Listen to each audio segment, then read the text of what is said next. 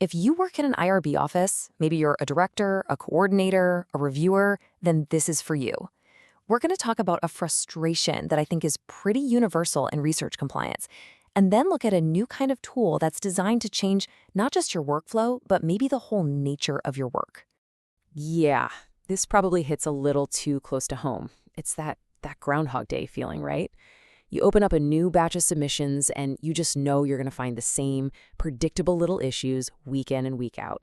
I mean, think about it. You come in, you're ready to tackle the big stuff, the complex ethical questions, the real work of protecting human subjects. That's why you're there. But before you can even get to that, you get pulled right down into the weeds of basic compliance checks.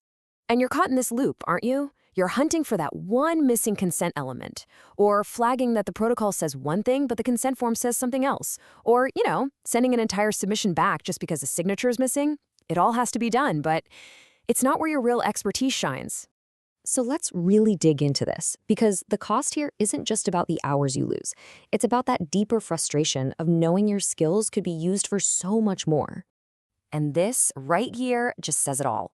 You are a highly trained professional. You are hired for nuanced risk assessment, for complex ethical analysis. But what do you end up doing?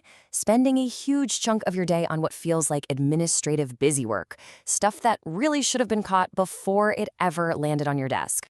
And that's the heart of it, isn't it? Your most valuable asset, your expert judgment, is getting buried under a mountain of preventable mistakes. It's not that the job is too hard. It's that your time and your brain power are being spent on the wrong things.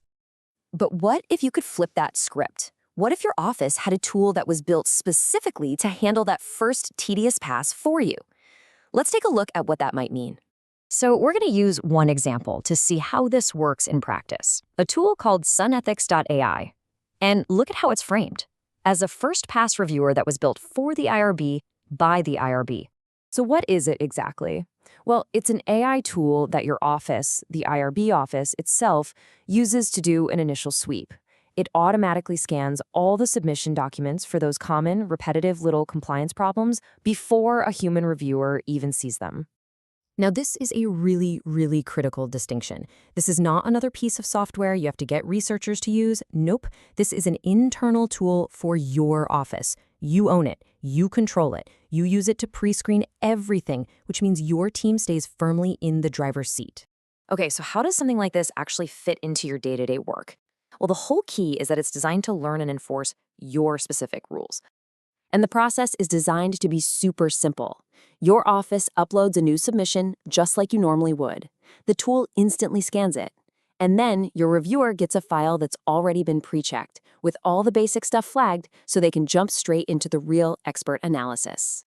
And this part is huge. It doesn't just check for generic federal regulations.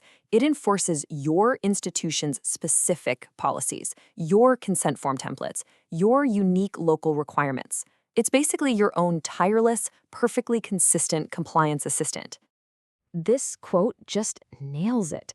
Let the AI do what it's good at, the monotonous, repetitive checklist stuff that frees you, the human expert, up to do what only you can do. Handle the complex, gray area ethical questions that actually require judgment. And let's be absolutely crystal clear about this, because it's the most important guardrail of all. A tool like this never ever makes an approval decision. It doesn't judge, it only checks and flags. The final ethical authority, the final say, always, always stays with you. So what's the end game here? What does all this lead to?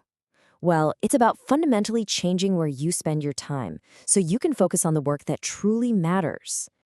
You see, once the checklist stuff is out of the way, your team can put its full energy into the substantive work, wrestling with those complex ethical gray areas, doing deeper risk-benefit calculations, and actually serving as a guide and a resource for your researchers. And that lets you make a really powerful shift in your role. You can move beyond just being a regulatory gatekeeper and become what you were always meant to be, a true ethical partner in the entire research enterprise. So if this idea of having an AI-assisted first pass really resonates with the challenges you and your office are facing every day, the next step is pretty straightforward. You can go check out this particular tool and see how it works at Sunethics.ai. It's one way to start equipping your office with tech that really respects your expertise and gives you back your most precious resource, your time. So I'll just leave you with this question to think about. With all those hours you'd get back, every single week, what more could you and your team accomplish for the research community you're there to serve?